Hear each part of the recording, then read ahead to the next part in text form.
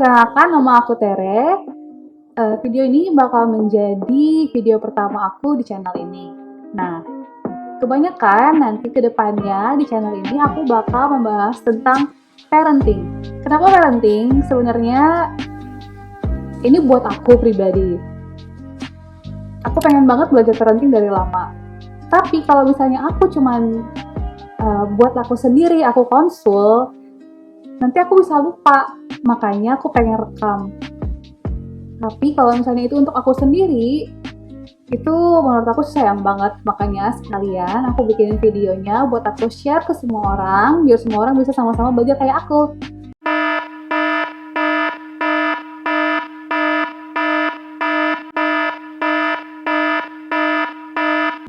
Nah, hari ini aku bakal kedatangan salah satu narasumber yang mantep banget, yang bukan abal-abal, yang dulu membantu aku waktu lagi galau, bunda belana.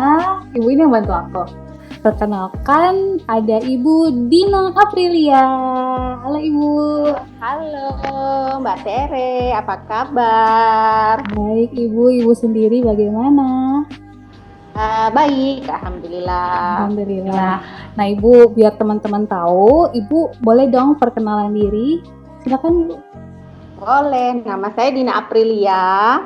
Hari ini senang sekali diajak, apa istilahnya? Collab ya berarti ya? Collab, iya Bu, collab.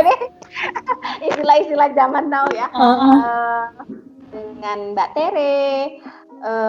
Saya profesi sehari-hari, profesi utama pasti adalah ibu dari 2 orang anak dan istri dari 1 suami. Iya, betul.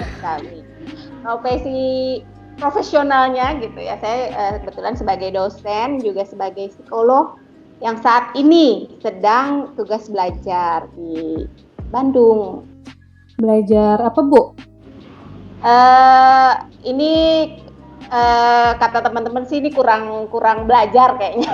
Jadi disuruh belajar terus.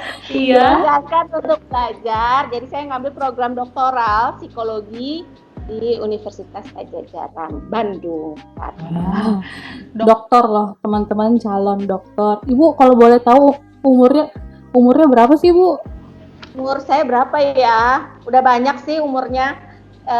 Hampir kepala 4 tapi belum. Oh ya. Hampir. Saya 38 tahun ini. 38 tahun. Oke, berarti Ibu udah menikah berapa lama nih Bu? Usia pernikahan saya menikah 2012 setelah semua urusan keprofesian saya selesai. Oh. Syarat pendidikan, syarat apa? Orang tua ya, orang tua biasanya ada syarat apa sih namanya, syarat wajib penuh. Karena itu tanggung jawab kami, maksudnya yang kita boleh ketika maksudnya memilih itu, maka ada konsekuensi yang harus kita jalani. Kita harus selesaikan itu untuk kita yang selanjutnya. Mantap, berarti Ibu sudah lama jadi orang tua kan?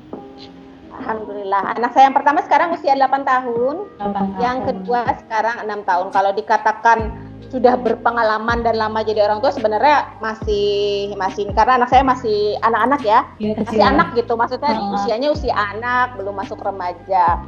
Jadi masih terus belajar dan belajar lagi. Nah, karena berhubungan dengan itu, boleh tahu dong Bu, sebenarnya sejak kapan sih kita tuh harus belajar parenting? Sejak kapan? Sebenarnya dari kita sejak kecil harusnya. Jadi didikan itu adalah pola sebenarnya. Jadi terpola ketika kita pada waktu kita anak-anak, usia anak-anak, sebenarnya ada tanggung jawab, ada hak, ada konsekuensi, ada kesepakatan yang harus dibuat. Itu untuk apa sih tujuannya? Untuk membentuk dia menjadi manusia yang nanti beranjak remaja, beranjak dewasa, dan persiapan jadi orang tua pastinya. Jadi kalau ditanya sejak kapan? Sejak dini. Makanya sekarang kan ramai ya pendidikan anak usia dini itu yang berkarakter gitu.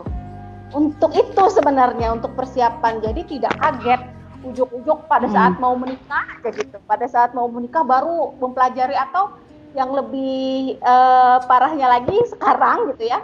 sudah punya anak tidak tahu apa-apa gitu terhadap apa yang harus peran apa yang harus kita ambil pada tugas perkembangan itu gitu.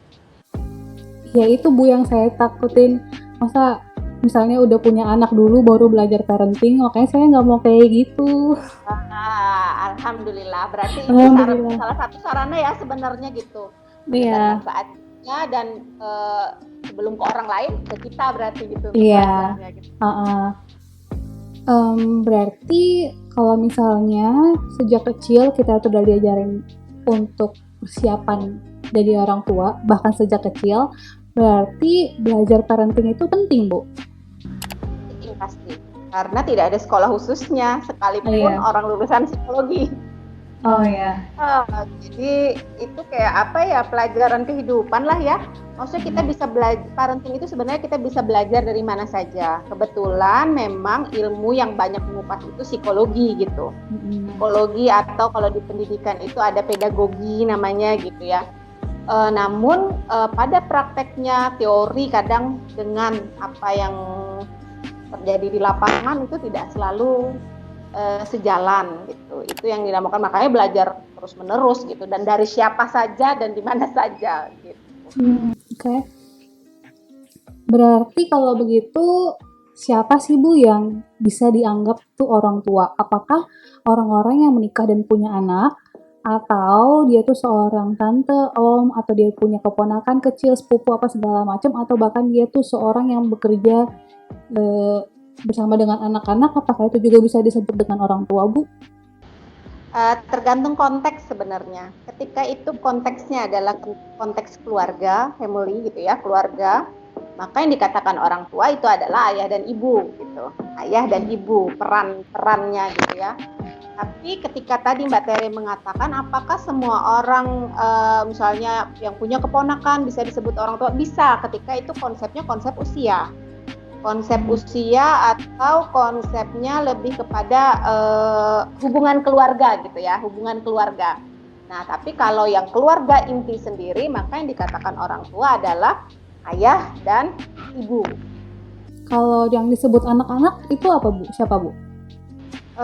Anak-anak pasti ketika ya tadi konteksnya misalnya dalam keluarga berarti adalah anak dari ayah dan ibu itu sendiri. Tapi kalau itu dibatasi usia kan berarti sebelum dari usia anak-anak tuh sebenarnya dari 0 sampai 12 tahun ya, itu bisa masih dikatakan anak-anak. 12 sampai 18 tahun itu remaja. Walaupun berbagai ahli, banyak ahli juga yang mengklasifikasikannya lebih pendek lagi gitu, usia anak. Tapi ketika konteksnya adalah hubungan keluarga, balik lagi hubungan dalam keluarga itu, anak mau setua apapun, ketika ada masih orang tuanya maka dia tetap anak kan, ya enggak? Tere nih misalnya, sekarang usia berapa? Ya itu baru yang mau tanya. Ya itu kan ketika mau kita, saya misalnya, saya 38 tahun ini gitu.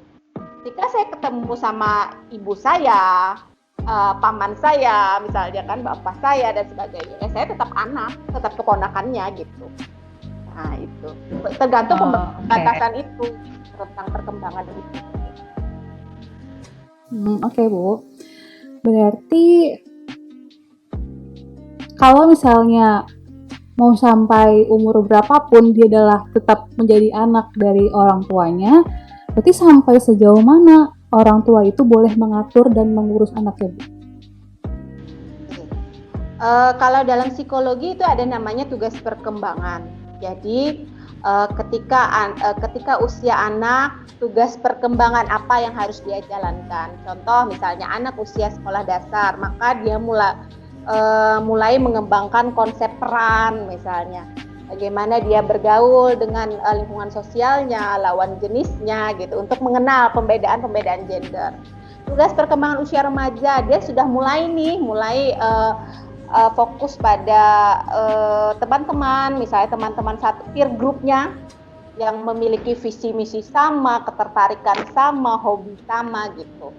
Nah, beranjak lagi dewasa, agak remaja akhir sudah mulai nih mengembangkan konsep mau merencanakan berkeluarga misalnya. dia udah mulai mengembangkan konsep menjalin hubungan dengan lawan jenis misalnya. Beranjak lagi usia ke atas, tugas perkembangannya membina rumah tangga. Nah, pada saat membina rumah tangga, dia akan dapat peran tambahan, tidak hanya lagi sebagai anak, tapi juga sebagai istri. Kalau dia punya keluarga, punya anak, hamil dan melahirkan, maka dia sebagai ibu. Ketika dia menikah dengan suaminya, maka dia juga sebagai menantu, sebagai ipar. Nah, tugas-tugas itu selalu ada. Nah, kalau kaitannya sampai sejauh apa, misalnya keterlibatan orang tua, sampai ketika berpindah tanggung jawab ya. Kalau secara peran di keluarga, baik di agama dan sebagainya, biasanya berpindah tanggung jawab dari orang tua, katakan sudah tidak lagi memiliki tanggung jawab seutuhnya. Ya, dia sudah menikah misalnya, kalau perempuan berarti dia pindah jawabnya ke suami gitu. Sampai itu, namun di lingkungan budaya, kalau budaya kita, budaya timur itu masih sangat berperan banget ya. Banget. Budaya timur pun kalau kita pecah lagi budaya-budaya kesukuan kita, ini macam-macam nih, ada yang matrilineal, ada yang patrilineal kan, ada yang bagaimana itu tergantung lagi. Tapi kalau secara konsep umum perkembangan adalah seperti yang saya jelaskan tadi. Oke, kalau itu kan tadi peran orang tua ke anaknya. Nah, sekarang kalau misalnya boleh nggak seorang anak itu mengintervensi perkataan orang tuanya? Gimana, Bu? Intervensi yang dimaksud gimana nih? Berdiskusi, mengatakan tidak kah atau apa gitu? Yang dimaksud intervensi? Misalnya ya orang tua ada ngomong sesuatu, nggak bisa mah. Ya kayak diskusi sih, kayak sedikit debat.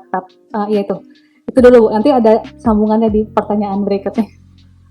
Sebenarnya boleh, bahkan dari sedini mungkin pun untuk kita berargumentasi itu boleh banget.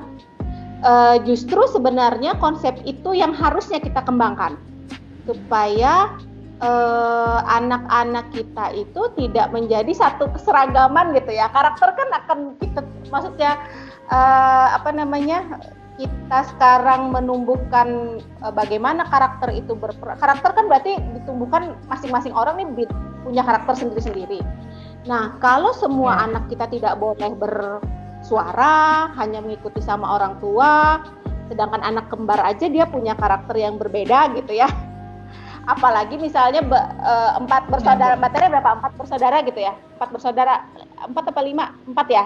Iya 4. Nah itu harusnya punya ciri masing-masing kan, Ketika misalnya satu aturan nih misalnya, omongan orang tua kita, maka dituntutlah kita seragam gitu. Sebenarnya nggak seperti itu harusnya konsepnya.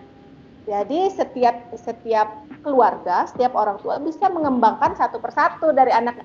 Dari apa itu bisa diwujudkan? Ya dari argumentasi yang bisa dikeluarkan masing-masing anak gitu. Jadi orang tua itu tugasnya agak ini sih ya, memfasilitasi. Kalau dia punya anak ya dia harus memfasilitasi 4 anak itu untuk bisa kita mencari mencari ritmenya untuk ketemu seperti apa untuk anak ini cocoknya gitu. Berarti kalau misalnya anak intervensi perkataan orang tua nggak bisa dibilang melawan dong, Bu? Ini biasanya yang kurang bisa dikembangkan di keluarga yang sudah menetapkan aturan, bukan kesepakatan ya, aturan tanpa tahu alasannya. Nah itu Bu, saya banget, maksudnya kalau di kayak gitu. Nah itu dia teman-teman video untuk hari ini, semoga bermanfaat ya buat kita semua. Jangan lupa di like, comment, and subscribe kalau misalnya teman-teman suka sama konten kayak gini. Bye!